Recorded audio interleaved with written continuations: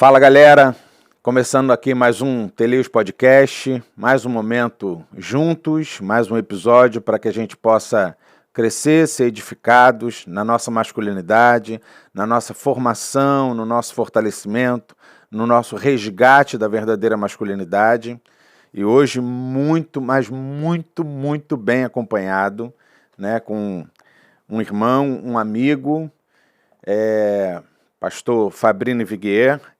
Fabrini é pastor da Plena de Caraí, um irmãozão, né, uma referência para nós no que diz respeito a pastor, a um homem, né, com propriedade para falar sobre a masculinidade cristã. Fabrini é escritor do livro Ser Homem, um guia prático para masculinidade cristã.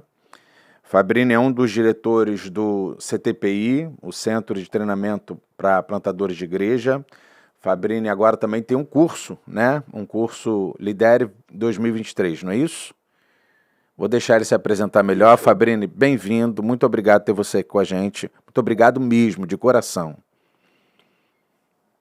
Bom dia, Jean.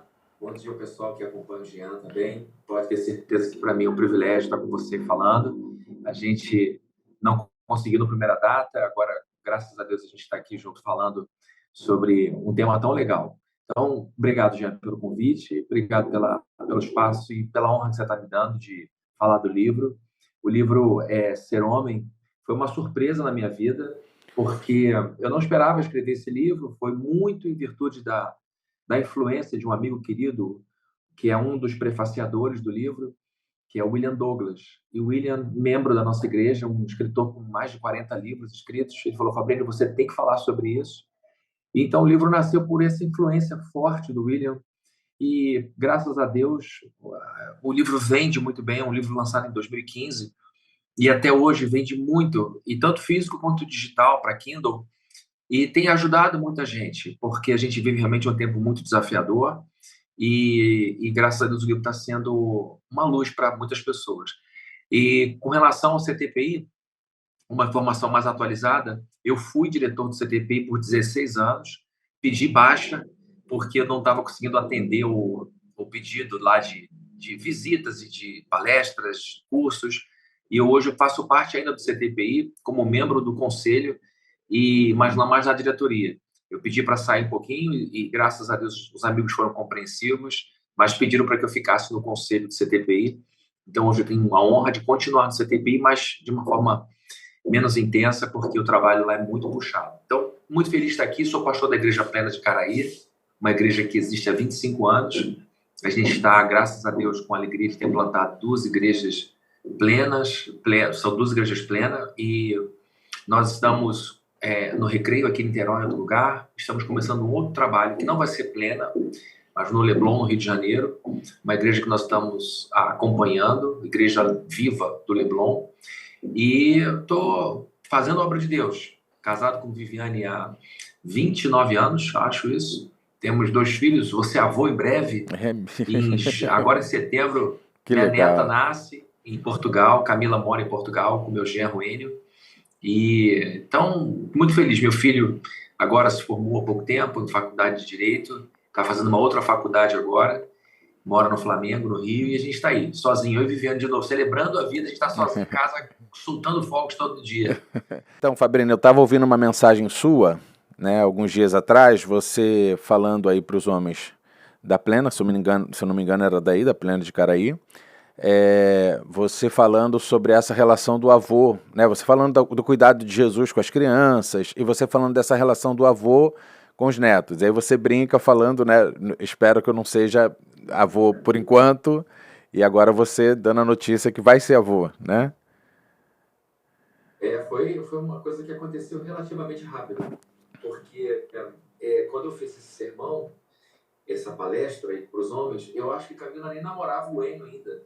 Então a impressão que eu tenho é que o tempo passa assim mais rápido do que a gente consegue acompanhar no relógio. Uhum. Hoje, Camila com 26 para 27 anos, eu me lembro muito nitidamente deles pequenos aqui, celebrando quando eu chegava em casa, eles ouviam o barulho da chave, E aí gritavam lá de dentro da casa, pai, aí eu falava, cheguei, eles vinham correndo. Essa memória é muito recente na minha cabeça.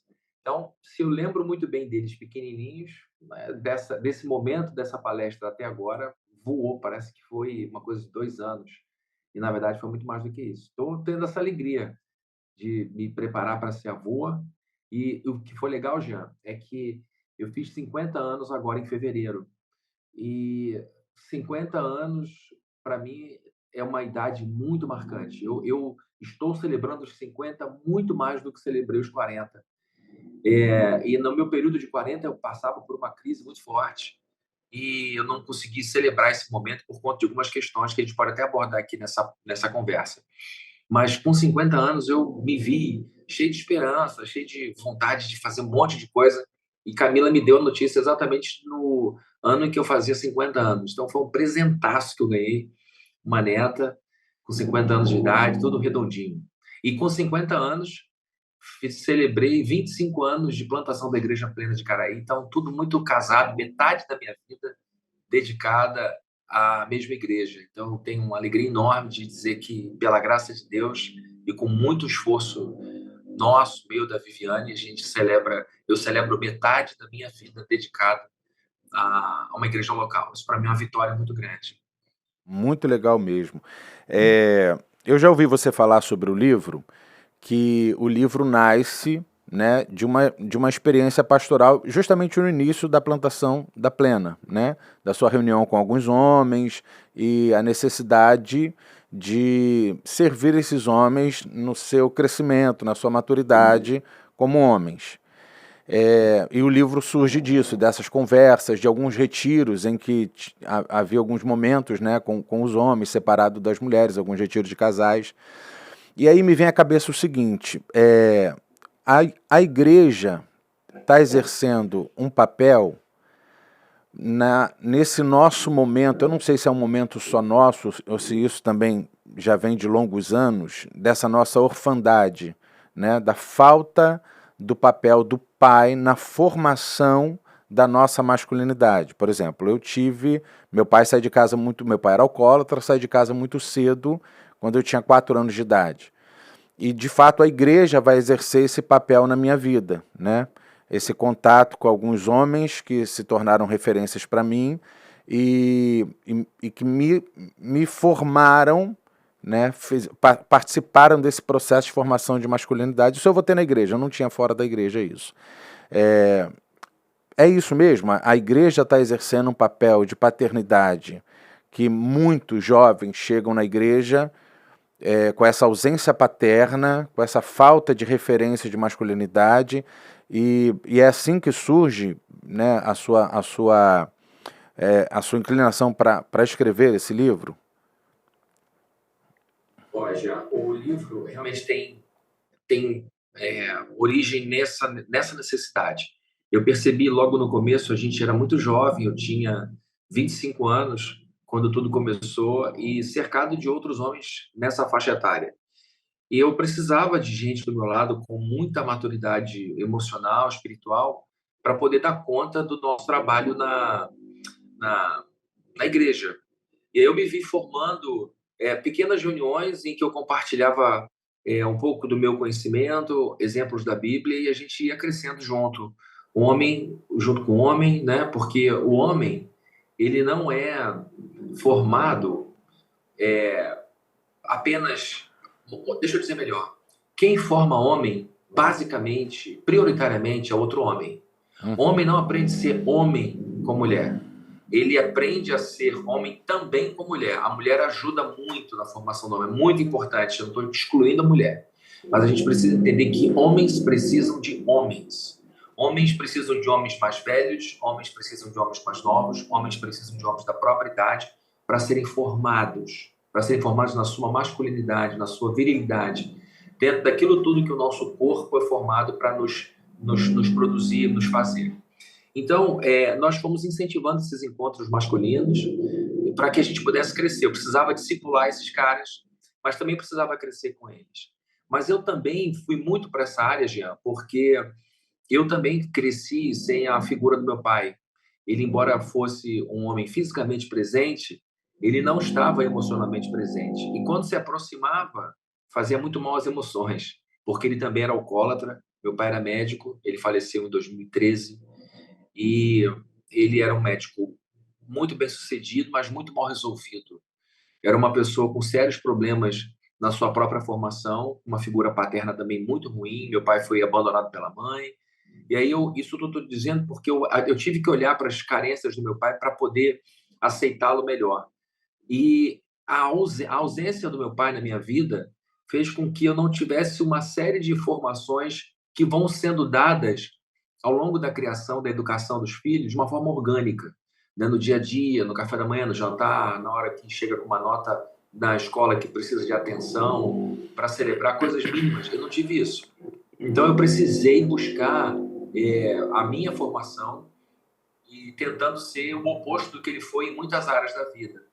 Então, o livro surge dessa minha necessidade de trabalhar os homens da igreja e também da minha necessidade de descobrir o caminho de uma masculinidade saudável, não tóxica. E sim, além desses dois pontos, a gente vive um período em que a orfandade por parte paterna é muito forte.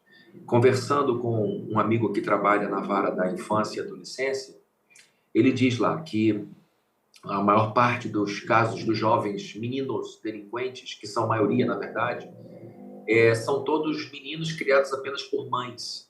Então, diz Fabrini, é absurdo você ver que a delinquência juvenil é majoritariamente masculina e esses delinquentes são majoritariamente filhos só da mãe.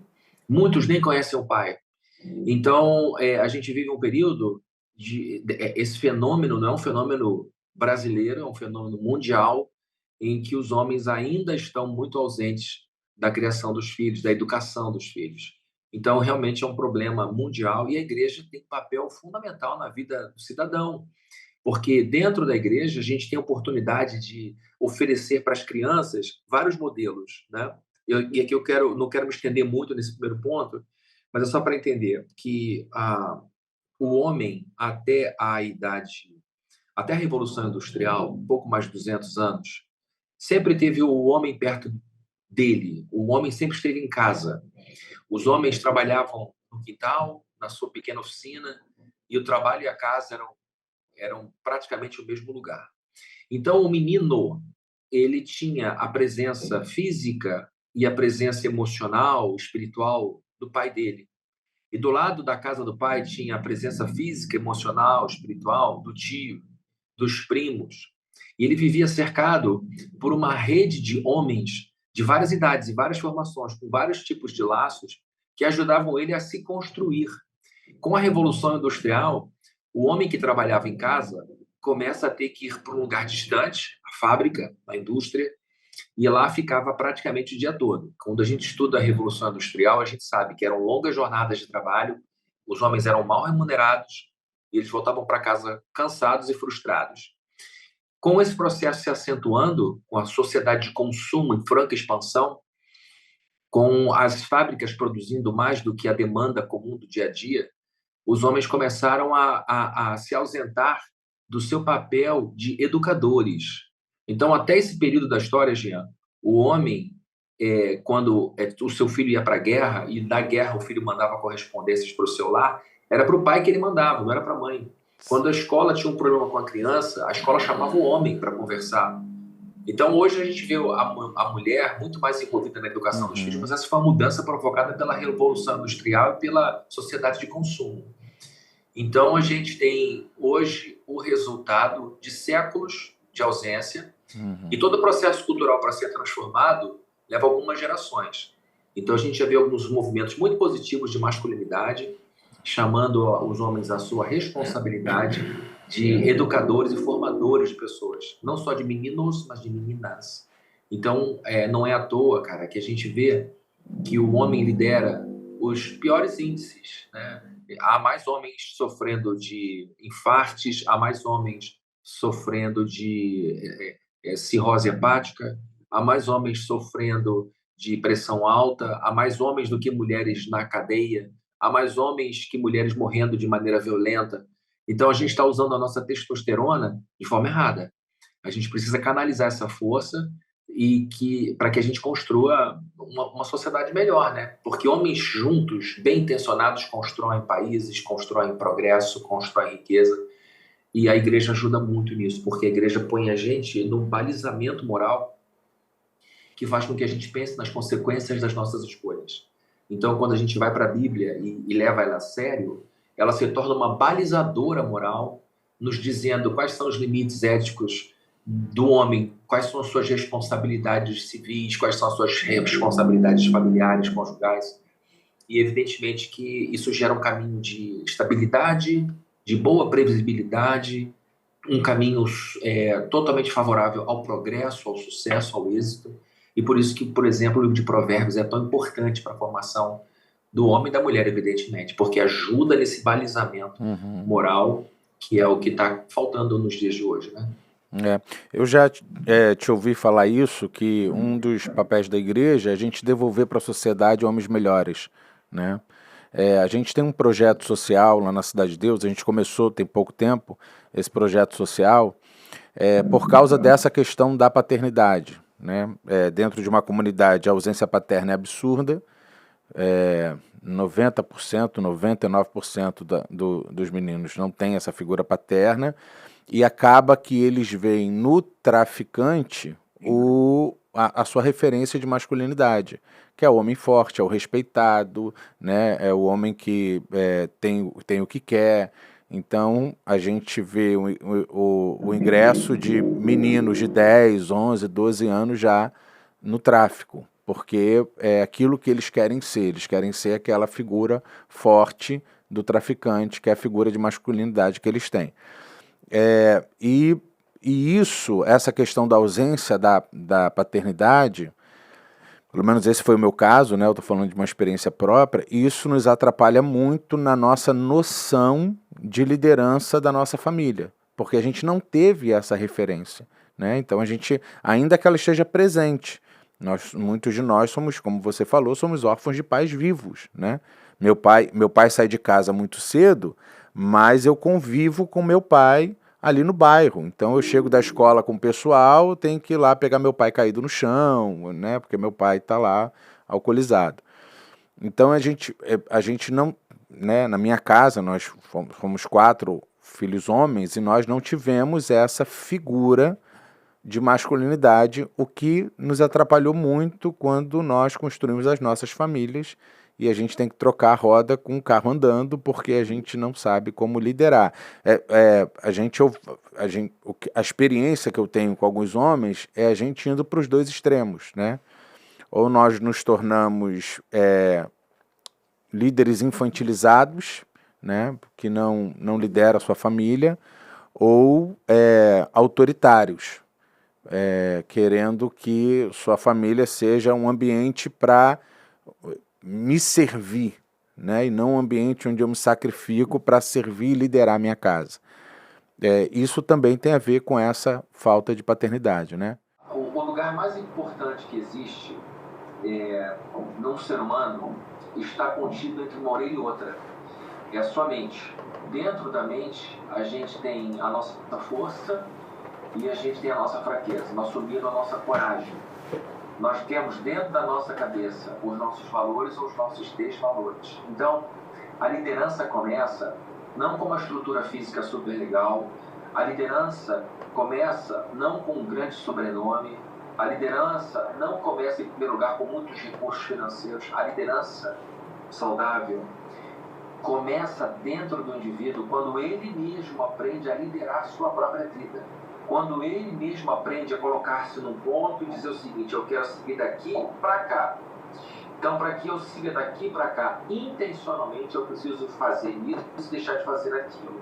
Ou seja, é uma pessoa autodirigida, que se sente responsável por si mesmo e que vai fazer o que for preciso para progredir, avançar na vida.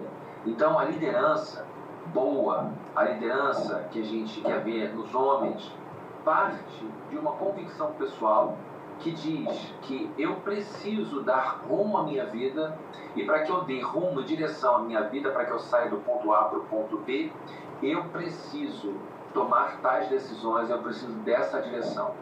Então, muitas vezes, por exemplo, você, Jean, que teve lá a experiência de um pai ausente, alcoólatra, e eu também tive esse pai ausente alcoólatra, eu tomei cedo na minha vida a decisão de que não seguiria o caminho dele. Eu tomei desde cedo a decisão de que não seria um pai como o meu pai foi para mim. Eu tomei a decisão de que eu não cuidaria da minha esposa como ele cuidou da minha mãe.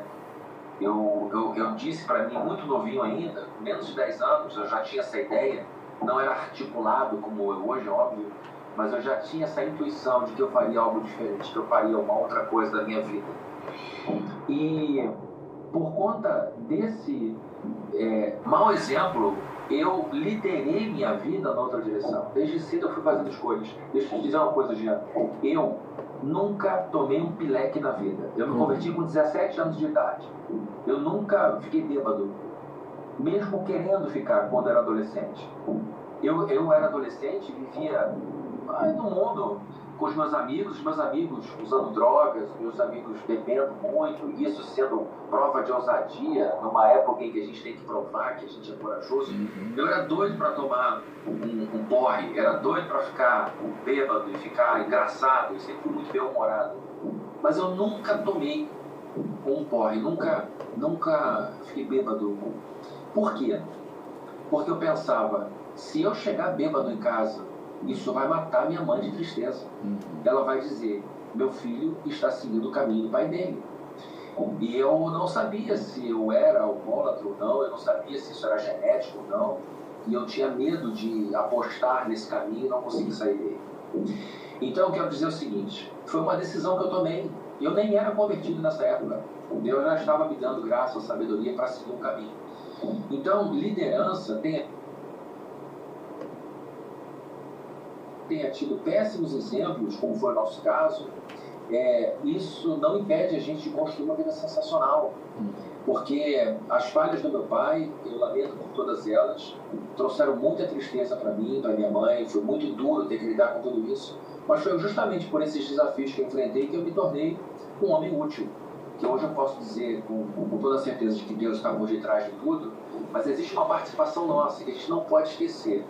Né? Porque você vê só, Jean, nós temos pessoas que nos servem de exemplo no estudo, pessoas que nos servem de exemplo na condução da família, pessoas que nos servem de exemplo na liderança, pessoas que nos servem de exemplo na prosperidade, e a gente diz, tudo é Deus. Eu sei que tudo é Deus, no começo, no meio e no fim, mas também tudo é a gente, Jean. E aí é o mistério da gente saber onde é que vem Deus, onde é que vai o ser humano, porque você pode colocar um livro diante de um homem e colocar o mesmo livro diante de outro homem. O que vai ler vai ter uma vantagem e o que com preguiça não vai ler vai ter uma série de desvantagens. Então existe algo muito importante na nossa vida no que diz respeito à liderança, que grandes líderes são aqueles que dizem, eu sou em primeiro lugar líder de mim mesmo. Eu vou chegar no ponto B porque eu posso. E olha, Jean, Deus nos abençoa sempre que nós estamos dispostos a fazer algo de bom para a nossa vida. Então, eu vou orar para saber se Deus quer que eu estude mais, saber se Deus quer que eu cuide do meu peso, se Deus quer que eu cuide da minha saúde, se Deus quer que eu cuide bem do meu dinheiro. Você já tem sinal verde para fazer isso. Você já tem sinal verde para fazer qualquer coisa que leve você de um ponto para outro. E aí vem a responsabilidade, a maturidade do homem, que diz o seguinte, se é necessário ler 6 livros, eu não vou ler 3 nem 4, eu vou ler 6 livros. Se eu tenho que comer 400 gramas, eu não vou comer 500 nem 600, eu vou dar meu jeito e vou virar e comer 400 gramas de comida saudável. Se eu tiver que acordar às 6 da manhã, eu não vou acordar às 6h30, eu vou acordar às 6 da manhã, porque eu farei o que for necessário para liderar minha vida no crescimento. E aí, Jean, eu já estou entrando em outro papo aqui, quando você desenvolve o hábito de pensar-se como alguém responsável pela liderança da própria vida, você desencadeia muitos outros hábitos bons que vão fazer você entrar nesse caminho e ganhar velocidade. Então, a liderança saudável que vai gerar muitos frutos, e aqui a gente está falando de liderança masculina, é aquela em que o sujeito tem o hábito de pensar a respeito de si mesmo com responsabilidade. A gente vai viver essa vida uma única vez, eu não posso brincar, então eu preciso trabalhar com excelência, eu preciso cuidar de mim mesmo em primeiro lugar com excelência, porque a pessoa mais importante que existe no mundo sou eu, porque se eu não existir, não vai existir o marido que cuida bem da esposa, não vai existir o pai que cuida bem dos filhos, não vai existir o empresário, não vai existir o trabalhador que cuida bem da sua responsabilidade. Então a primeira pessoa mais importante, a pessoa mais importante do mundo somos nós mesmos. Então a gente tem que cuidar com muito zelo dos recursos que Deus põe à nossa disposição. E aí com essa cabeça, meu amigo, a gente voa. Porque se a gente não pensar dessa forma, a gente vai andar em velocidade de charrete, preso numa rotatória e não sai dali nunca. E às vezes a gente é uma Porsche, a gente é uma Ferrari, andando a 20 km por hora, não chegando nem a botar a terceira marcha. Então, quando a gente bota na nossa cabeça a responsabilidade que tem na vida, eu sou homem maduro, eu estou fazendo o que eu preciso para crescer. Quando a gente tem o hábito de pensar dessa forma, a gente chama isso de hábito angular. É aquele hábito que alavanca muitos outros hábitos bons. Então a gente bota de lado a preguiça, a gente bota de lado a vitimização, a gente põe de lado aquilo que nos enfraquece e põe na cabeça o hábito de todo dia fazer o possível para ter o corpo funcionando bem, a mente funcionando bem e as emoções não nos atrapalhando. Porque muito homem para no caminho por causa de cabeça fraca, por causa do hábito de ter pensamentos errados na cabeça. E isso tudo é muito importante.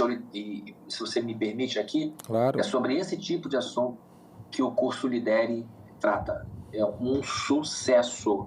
Lancei o curso há 3 meses e já estou indo para a 3ª turma. E é aqui que a gente começa a nossa vitória, aqui dentro. E mudar essa mente é muito menos difícil do que você imagina. Jean, os pensamentos têm enorme poder sobre a nossa vida. Como eu penso, eu me sinto, como eu me sinto, eu ajo. É sempre assim. Pensamento, sentimento, comportamento. Os pensamentos determinam como eu me sinto e como eu me sinto determina o que eu faço. Os pensamentos têm um enorme poder sobre a nossa vida. E a gente tem um enorme poder sobre os pensamentos. A gente deve cuidar bem dos pensamentos. A Bíblia mesmo fala que a gente tem que vigiar e não tomar a forma desse tempo, desse mundo. Então Paulo está dizendo que está em nossas mãos cuidar do que nós pensamos e não permitir o amoldamento que esse mundo, o enquadramento que esse mundo impõe. Então eu tenho que ser ativo e não passivo no comando da minha cabeça. E é onde estão os hábitos. E tem um ditado que diz, meu irmão, eu vou parar por aqui, que você sabe que você é pastor fala muito. Tá ótimo, Fabinho. Quando a gente nasce, a gente se parece com os nossos pais. Mas quando a gente morre, a gente se parece com os nossos hábitos. Com os nossos hábitos. 40% do que você faz, do que eu faço ao longo do dia, é força de hábito. E um hábito é uma atitude, um comportamento sem pensamento, sem reflexão. É um mecanismo avançado do cérebro que faz com que a nossa mente descanse, não tendo que usar energia, O2, oxigênio e glicose, preservando a gente para que a gente possa usar a mente para aquilo que é desconhecido. Então, se você não precisa pensar para tomar um gole de café, essa energia que você poupou, usa para lidar com uma situação nova que eu não sei qual é. Só que se a gente não vigiar, a gente vai fazendo automaticamente aquilo que destrói a nossa saúde emocional, pensamentos errados que enfraquecem, que desempoderam, que diz você não consegue, tudo para você dar errado, você voa abaixo, se acomoda com pouco. Quando a gente para com esses fluxo de pensamento ruim, diz eu mereço mais, Jesus morreu na cruz por mim, eu sou uma pessoa que nasceu de novo, eu tenho a vida toda nova, a cabeça muda, o merecimento aumenta e você vai para longe. Foi uma revolução na minha vida, meu irmão. E eu tenho falado isso por onde vou, onde estou, porque eu sei que a gente precisa de homens ousados em Deus, homens que digam, eu quero tudo que Deus me deu. Tudo, nem muito menos. Eu quero tudo que Deus me deu. Nada menos do que isso. E Deus quer muito. Então, nesse sentido, a gente precisa de homens que digam assim, vai, cara, vai em frente. Segue, porque se o mundo for dominado por homens maus vão fazer muita maldade. Agora, se o mundo for dominado por homens bons farão muita coisa boa. Então, eu tenho dito para os homens da minha igreja, cresçam, prosperem, se tornem cada vez mais poderosos, porque homens bons com poder abençoam. Agora, se homens bons forem bonzinhos, já tem uma enorme diferença. Ser bondoso é uma coisa, ser bonzinho é outra história. Não queira ser bonzinho. Ser bonzinho é aquele sujeito que todo mundo passa para trás, todo mundo põe lá embaixo. Ser bondoso é ser compassivo e misericordioso, mas é ser justo e ser firme e viril. Então, se homens bons lutam pelo metro quadrado e ganham, eles com a sua bondade impedem o avanço da injustiça.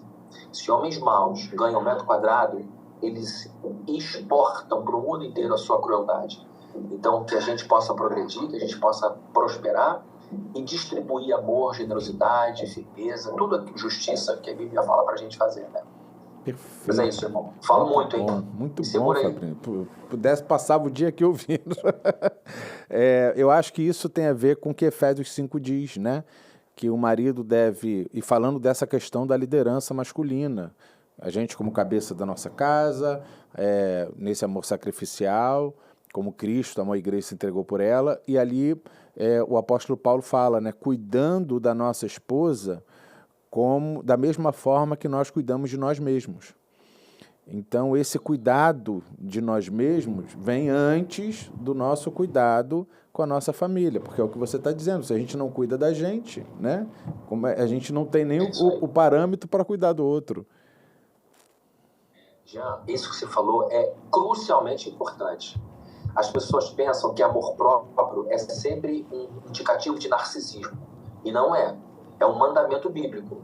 Jesus falou, olha, qual é o primeiro mandamento? Amar a Deus acima de todas as coisas. E o segundo é semelhante. Ame ao próximo como a si mesmo. A gente pula o homem a si mesmo e vai de Deus para o próximo. Porque achando que o verdadeiro amor por Deus exclui qualquer tipo de cuidado e amor por si. Então, Jesus está nos dizendo que primeiro eu amo a Deus, segundo eu amo a mim e terceiro eu amo ao próximo. Essa hierarquia é fundamental. Porque eu estou dizendo isso? Porque se a gente não entender que Jesus morreu por mim e também pelo meu amigo, minha amiga, meu irmão, minha irmã que está do meu lado, a gente vai pular a nossa vida. E o que a gente tem visto muitas vezes, e como pastor, para outro pastor, como os nossos colegas estão largados, maltratados, espezinhados, destruídos, porque existe uma cultura no nosso meio que diz que quanto mais auto-abandonado o cara for, mais santo ele será. E nós vemos nossos colegas infartando com 55 anos, tendo câncer com 40, não tendo condição de sustentar a própria família, de tanto é que o seu desprendimento. Os caras estão se destruindo achando que nisso estão glorificando a Deus. Né? Alguns homens até fazem isso numa atitude narcisista de autoimolação explícita. Eu estou morrendo a olhos nus. Né? Isso é uma vaidade boba. Então, o sofrimento vem desejar a miséria, desejar a destruição, desejar a falência como sendo indicativos de saúde espiritual, para mim é um caminho equivocado. Então, amar a si mesmo é valorizar-se. Porque se Jesus morreu na cruz, se a vida dele, que vale muito, foi dada por nós, não vejo razão para a gente poder desprezar isso. E aí, estou só pegando o gancho no que você disse. Para cuidar bem da família, eu preciso estar bem comigo. Né? E para minha esposa se sentir segura, eu não posso jogar minha saúde pelo ralo. Eu não posso jogar as boas oportunidades de crescimento água abaixo. Ela precisa ter a segurança de que nós estamos ali do lado delas para protegê-las. E aqui, Jean, se você me permitir seguir um pouquinho, eu vou citar um autor que eu gosto muito, que é o Jordan Peterson.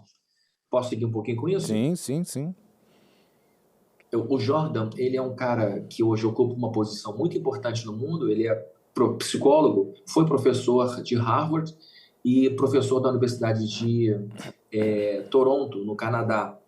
E ele é um autor best-seller, uma sumidade na questão da psicologia e uma pessoa necessária para o desenvolvimento.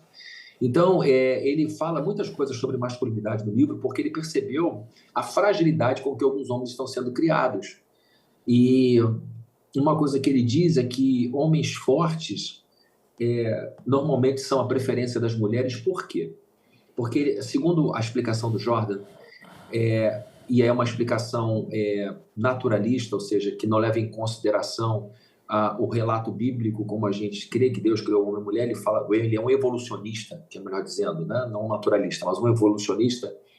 Ele diz o seguinte, que as mulheres, desde sempre, buscaram machos fortes porque ela tem um período de grande desvantagem na vida em relação ao homem, que é o período em que ela tem a gestação e o período pós-parto, que é o período de criação. Ela precisa se dedicar muito à criança.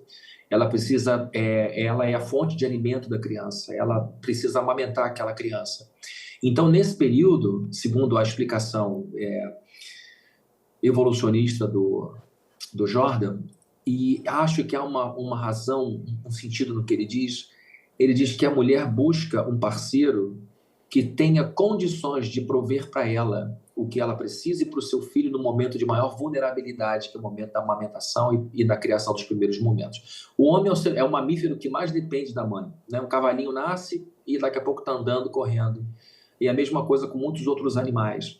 Mas o ser humano é o mamífero que mais precisa de cuidado por mais tempo.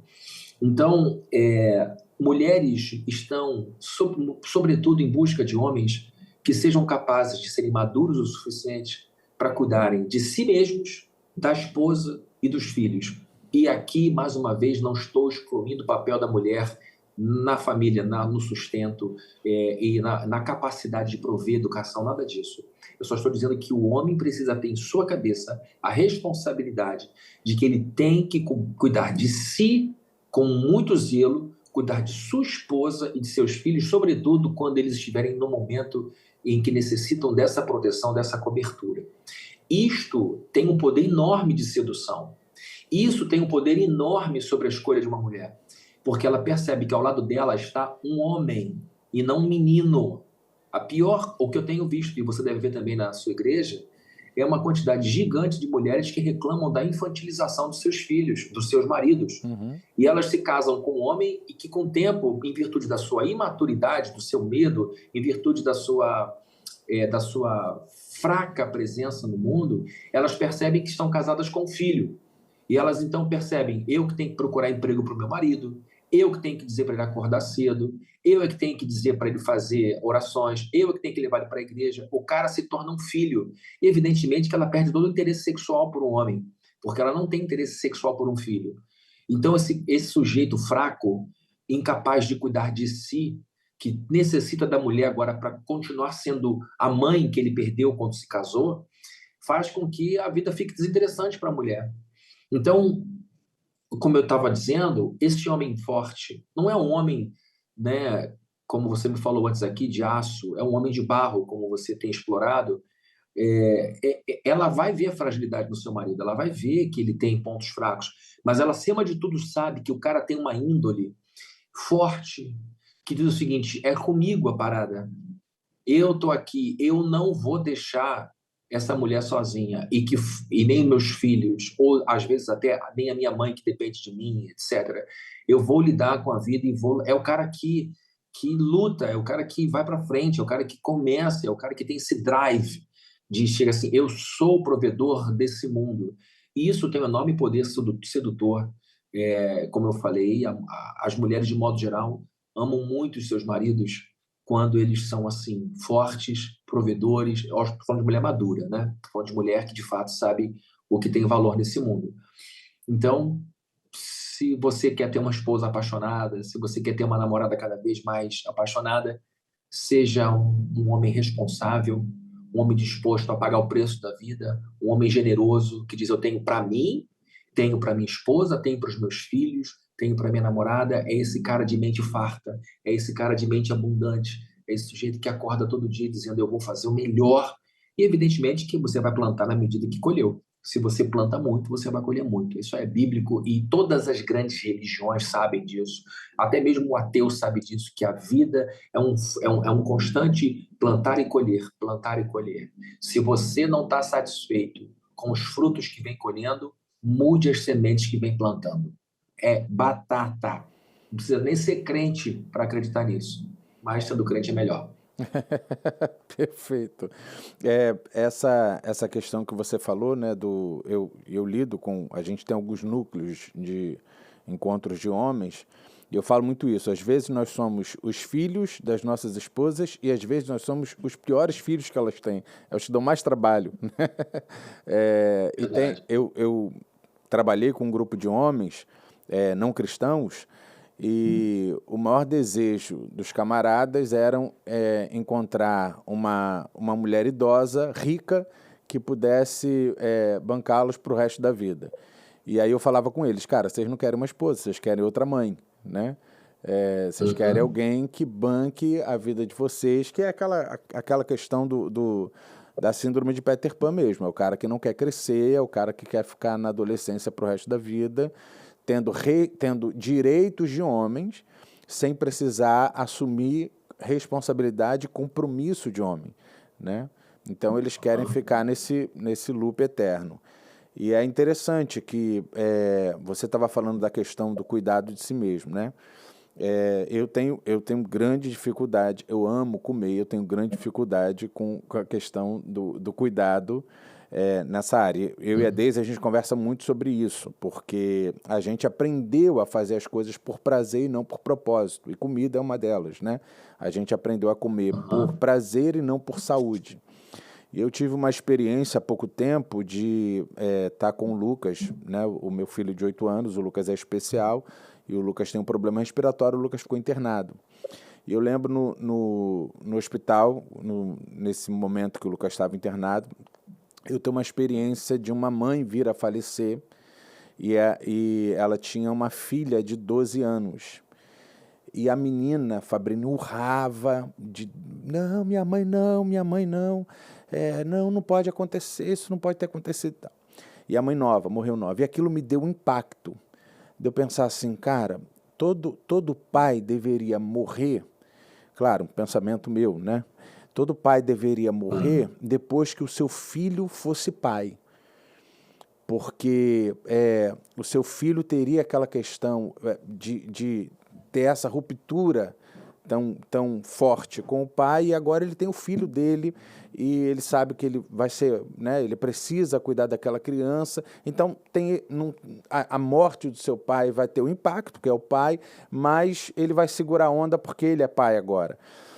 E aí me veio esse impacto, essa crise de falar, cara, eu preciso cuidar da minha saúde para que eu consiga, né, formar meu filho um pai. E só aí, então, eu ficar tranquilo de poder, né, partir sabendo que esse vínculo que ele vai ter com os filhos vai segurar a onda na minha partida. E aí, a importância de fato, a gente se cuidar e só em se cuidando, a gente conseguir, de fato, ser o que a gente precisa ser para nossa... É aquela questão do avião, né? Se o avião estiver caindo, primeiro você bota a máscara em você, né? Primeiro você cuida de você, porque senão, morto, você não vai cuidar. Tem um livro, né? Meu Amado Timóteo, eu não lembro agora, são vários escritores, mas eu não lembro qual escritor, que ele fala que na época quando começou o movimento wesleyano, né, que tinha aqueles pastores que iam de cidade em cidade, montado em cavalos, pregando, e aí um desses pregadores, o cavalo morre. E aí ele diz, cuidei muito da mensagem, mas esqueci de cuidar do cavalo. E agora sem o cavalo não tem como pregar. Falando desse, né, ele abordando a passagem que o apóstolo Paulo fala, cuide de si mesmo e da doutrina. E aí ele diz, cuidei muito da doutrina, esqueci de cuidar de mim mesmo e né, sem o pregador a doutrina não chega. E é mais ou menos isso, né? Totalmente. E, Jean, a questão que isso aí é totalmente verdadeiro. E eu até diria que um pouco mais, não é apenas olhar para o nosso corpo como um mero veículo, né, como se fosse um carro e tudo, porque essa é uma parte da equação. Mas é uma visão limitada. Por exemplo, é olhar para si e gostar de ver com orgulho a conquista de uma boa alimentação. É a gente curtir que a calça agora pode ser um número menor. É a gente curtir que aquele corpo estava inerte, flácido, começa a ter rigidez e força. É mexer na autoestima.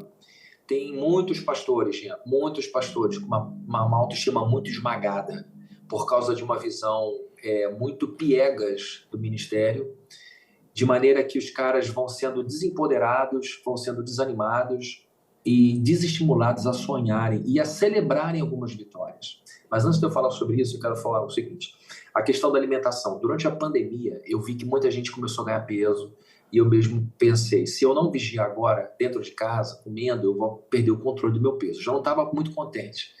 E aí eu decidi, falei, não vou fazer o ZIG, vou fazer o ZAG. Tá todo mundo fazendo o ZIG, eu vou fazer o ZAG. Eu gosto de fazer o ZAG de modo geral na vida. E aí eu e Viviane, a gente começou a andar muito para lá e para cá, podia fazer exercício físico no lockdown, a gente podia sair. Eu, ela e Camila, nossa filha. E eu comecei a ganhar um gosto por exercício que eu não tinha até então. Eu fazia, malhava, mas não numa intensidade, comecei a mudar minha alimentação, e assim que acabou a pandemia, fui em busca de nutricionista, cardiologista, endocrinologista e academia levando a sério. E eu percebi uma coisa que eu tenho estudado bastante, que é a questão dos hábitos. Toda a minha cabeça estava habituada a me alimentar de um certo jeito. Toda a minha cabeça estava habituada para eu me exercitar de uma certa forma. E toda a minha linguagem estava adaptada para fortalecer aquele meu caminho. A nossa mente, Jean, o nosso cérebro é uma máquina sofisticadíssima, sofisticadíssima. Os neurocientistas estão apenas começando a ver 1/1000 do que é o nosso cérebro. Embora ele seja uma máquina incrível, é uma máquina bobinha. É uma máquina que você adestra. E a questão do adestramento é simplesmente a formação de um novo caminho neural. E esse novo caminho neural é uma questão de prática. Um hábito não pode ser aniquilado. Um hábito tem que ser substituído. Então, por exemplo, eu chegava em casa antes da pandemia e eu tinha um hábito de botar as minhas coisas no lugar e ir lá no armário e pegar um pouquinho de bis, aquele chocolatinho. Bis eu nunca comi um. Né? Só, sei lá, só o mestre Jedi comeria um só. Bis você come 5. E aí eu pensava, isso é um hábito. E eu comecei a vigiar nos hábitos. E aí, Jean, a gente vai perceber que no começo o hábito é difícil porque o nosso cérebro está dizendo, peraí, o que você está fazendo? Ele começa a reclamar da necessidade da gente usar o oxigênio e a gordura. São os 2 grandes elementos que trazem oxigênio e movimentação para o cérebro. A gente não consegue guardar gordura na cabeça, a gordura fica aqui do pescoço para baixo. Então, toda vez que a gente precisa de gordura, o cérebro tem que usar muita força para trazer a energia da gordura aqui para cima e começar a ventilar. Então, ele vai sempre trabalhar de tal maneira que você não precise se esforçar e deixe apenas energia para os momentos muito complicados. Mas se você quer mudar um hábito, você tem que provocar isso. No começo é difícil, o teu cérebro está dizendo não. O teu jeito é chegar lá e buscar conforto, o teu jeito é não exercitar, o teu jeito... Aí quando você começa a fazer mesmo assim, você começa a botar seus neurônios para caminhar em outra direção. O caminho daqui vai sendo abandonado, vai ficando cheio de mato, ele está lá ainda. Mas esse novo, de tanto vai e vem, ele cria um novo caminho. E aí você cria um novo hábito. O seu cérebro entendeu, tá bom, eu não posso chegar em casa e comer um bicho. Eu vou comer alguma outra coisa. Aí você fala, comer uma banana? Você está me ofendendo. Como é que eu troco um bicho por uma banana? É uma coisa sem graça. É hábito, Jean. É hábito. Eu comia batatinha Ruffles assim, ó, como quem toma água. E aquilo estava me entupindo. Eu percebi, não dá para continuar assim. Se eu quero ser um cara jovial, se eu quero ser um pastor inspirador, se eu quero uma comunidade de gente saudável, eu tenho que dar o exemplo. E eu comecei a mudar. E comecei a dizer para mim mesmo, eu estou vivendo o inédito. Quando eu comecei a correr, a gente alugou um apartamento em Ipanema, durante a pandemia ficou em Ipanema, bem perto da praia, eu ia correr e voltava, no sol na minha cabeça. Antes eu dizia, eu detesto correr. Eu ficava falando isso enquanto corria, nunca desenvolvi.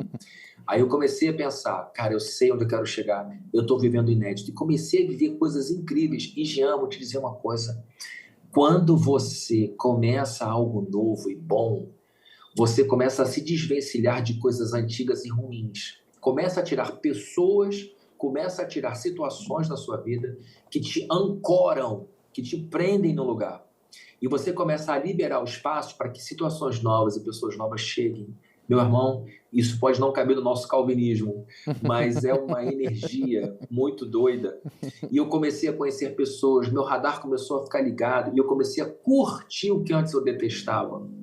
Então, hoje, eu tenho a melhor forma física que tive na vida, com 50 anos de idade. Que legal. Eu tenho tempo para cuidar da igreja, eu tenho tempo para cuidar da família, sou muito mais saudável e mudei os hábitos. Hoje eu não consigo mais fazer as coisas que eu fazia. Isso, cara, aconteceu no começo é difícil, mas depois muda. E aí, meu irmão, eu comecei a olhar o seguinte: meu corpo não é só veículo, o meu corpo é a, a expressão de tudo que eu penso.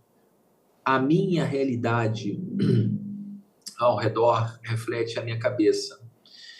Eu estava acompanhando um jovem que estava vivendo, anos atrás, um momento de muito tormento, muito perdido, não sabia para onde ia, e o seu ambiente ao redor era uma bagunça. Conversamos, fiz mentoria com ele, acompanhamos e tal. Graças a Deus ele deu uma guinada na vida e começamos a trabalhar aqui.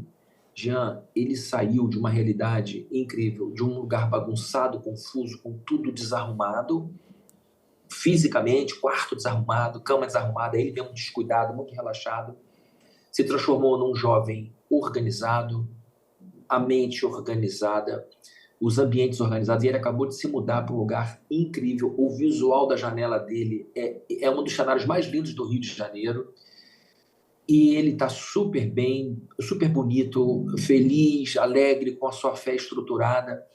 Por quê? Porque na cabeça dele, ele tirou o velho, se desancorou de umas pessoas que puxavam ele para a vida de maconha, para a vida de bebedeira, para a vida de prostituição, e começou a voltar ele próprio para autopreservação. As amizades mudaram, está namorando uma pessoa super responsável e está numa nova fase. A nossa cabeça, não existe pensamento secreto. Todo pensamento secreto se revela na materialidade que está ao redor da pessoa. Maravilhoso ouvir tudo isso, né? É muito ensinamento, pena que a gente tem pouco tempo para tanto ensinamento, mas eu queria ouvir de você. A gente tem esse nosso momento dentro do podcast, em que a gente pergunta ao convidado quem seria a sua figura, né? A sua referência de masculinidade, fazendo uma alusão lá à questão do Superman, o Homem de Aço, e nós temos os nossos homens de barro, que não são perfeitos, mas que de alguma forma foram referências para a nossa formação de masculinidade, como você mesmo falou, todo homem precisa de um homem. Eu sei que, pelo menos comigo foi assim, vários homens tiveram essa importância, né, de referência na minha vida, mas a gente tem aquela pessoa que é destaque. E quem seria, então, o seu super-homem de barro? Olha, Jean, a gente com certeza, né, tem vários.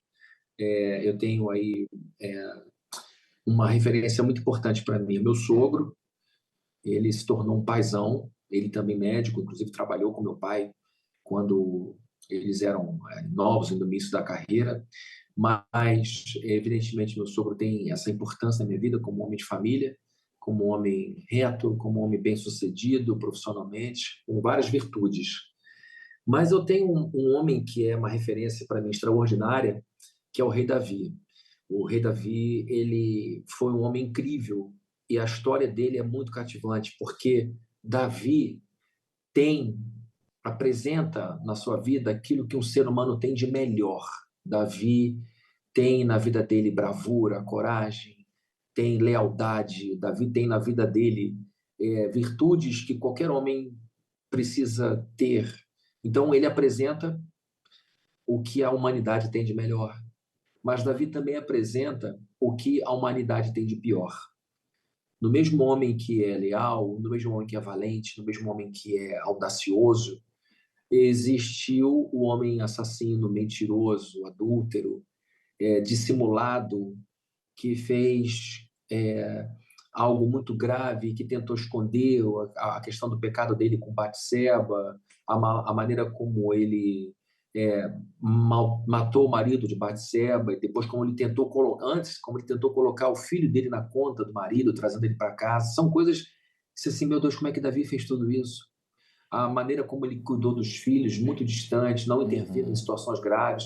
Então eu olho para Davi e vejo o que há de melhor na humanidade e o que há de pior na humanidade. E amo a Bíblia por isso, porque ela apresenta tudo com muita clareza, de modo explícito, sem esconder coisa alguma. Então, primeiro, eu tenho Davi como esse grande referencial, porque ele tem o que há de melhor na humanidade e o que há de pior. E por que eu acho isso importante? Porque eu sou como Davi. Eu tenho em minha vida algumas virtudes que são virtudes que qualquer pessoa, homem ou mulher, precisam ter. Mas também tenho na minha vida as fraquezas, que qualquer homem e mulher devem evitar. Então eu vejo em Davi um par, eu vejo em Davi um companheiro. Mas acima de tudo, cara, eu vejo o Deus de Davi, que o amou e o capacitou com essas virtudes que ele desenvolveu em sua vida, mas é um Deus também que o amou e o capacitou para recomeçar a sua história depois da sua queda. Então, Davi é esse homem que me revela a humanidade e é o homem que me ajuda a fazer teologia. Eu amo teologia, sou professor de teologia, mas Davi me ensina a teologia do dia a dia, mostrando que depois de uma grande queda, se a gente estiver disposto, a gente tem também a possibilidade de recomeçar a nossa vida. E Davi foi enterrado com honra, Davi foi celebrado como o maior de todos os reis de Israel. Eu estive agora em Israel e foi uma viagem incrível. E eu pude ver a cidade onde ele morava, pude ver os lugares por onde ele andou, Que legal. pude ver o templo que o filho dele construiu, pedras do templo de Salomão, pude ver da época de Salomão e vi que legado esse homem deixou. Um homem como eu, um homem de barro, um homem como esse que você está dizendo, um homem que mostra tudo que um homem pode ser de bom, tudo que um homem pode ser de ruim, e acima de tudo, como é bom esse homem ter a Deus como companheiro, o Deus de Abraão, Isaac e Jacó, o Pai de Jesus Cristo. Então, eu tenho esse grande Davi na minha vida como referência, e evidentemente que ele não é o homem que eu conheci como meu sogro, mas é um homem que eu uso como meu grande amigo até hoje. Que legal, Fabrini. Muito bom mesmo. Galera, Ser Homem, um guia prático para a masculinidade cristã. A gente aqui dentro do canal Missão Teleios, a gente vai ter um programa em que a gente vai ter uma leitura de livros juntos, né? E esse vai ser o nosso primeiro livro, o Ser Homem, o guia prático para a masculinidade cristã. Eu tive o prazer de, num dos nossos núcleos de masculinidade, a gente estudar o livro do Fabrini e é fantástico. Se você puder adquirir, faça isso, vai ser, sabe, um benefício sem né, não tem nem palavras, um benefício assim extraordinário para a sua vida, para a sua caminhada de masculinidade. Fabrini, muito obrigado, sem palavras, meu irmão. Eu sei que a sua vida está aí, né, voando, como você diz, muitas coisas acontecendo, você separar esse tempo para nos abençoar aqui, eu não tenho palavras para agradecer mesmo, tamanha minha gratidão. Eu fico muito feliz, mais uma vez eu digo, é uma honra para mim estar aqui, você poder me dar essa abertura de falar do livro, de eu poder compartilhar minhas ideias, de falar do Lidere. Se você me permitir, quem ainda não me segue lá no Instagram, é @FabriniViguier. É simples, e lá eu falo muita coisa sobre desenvolvimento pessoal. Então, é uma alegria estar aqui, você me deu a oportunidade de falar do curso Lidere, isso tem sido uma alegria para mim. Tem outro curso no forno, e a gente eu estou muito feliz com esse novo caminho na internet, estou na internet, nas redes sociais há coisa de 1 ano e 8 meses só. Sim. E tem sido muito bom. Então, parabéns pela sua iniciativa, pelo seu programa, Jean. Deus te abençoe muito, dá um beijo na Deise, nas crianças. Manda o meu abraço para o teu sogro, Lucas, um amigo querido que eu amo muito. E que Deus abençoe muito a sua vida. Tá bom. Fabrini, obrigado. Pessoal, obrigado por estar com a gente aí em mais um episódio do Teleios Podcast. Te peço que, se você puder, compartilha, se inscreve no canal, você que ainda não está inscrito, ative lá o sininho para você, né, receber os próximos episódios e compartilha o vídeo, curte, comenta e nos ajude aí a fazer crescer esse canal, tá bom? Obrigadão pela sua presença, Fabrini, um beijão, que Deus te abençoe a Vivi aí também, todo mundo, tá bom? Um grande abraço e até o próximo podcast, seja homem, hein? Deus te abençoe, tá bom?